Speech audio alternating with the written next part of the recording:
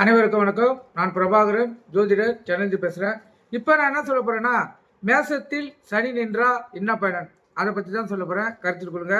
மேசத்தில் சனி நின்றால் ஜாதகர் எந்த தொழில் செய்தாலும் அதில் பலவித பிரச்சனைகளுக்கும் கஷ்டங்களும் அடைவார்கள்.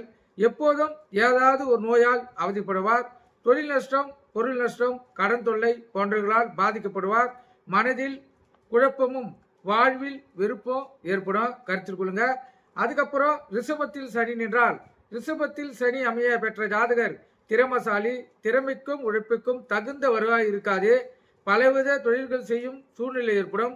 மனக்குழப்பமும் முன்னேற்ற தடைகளும் ஏற்படும். எனினும் இவற்றை மீறி முன்னேற்றத்துக்கு வர வேண்டிய சூழ்நிலை அவருக்கு அமையும். கருத்தில் கொள்ளுங்க.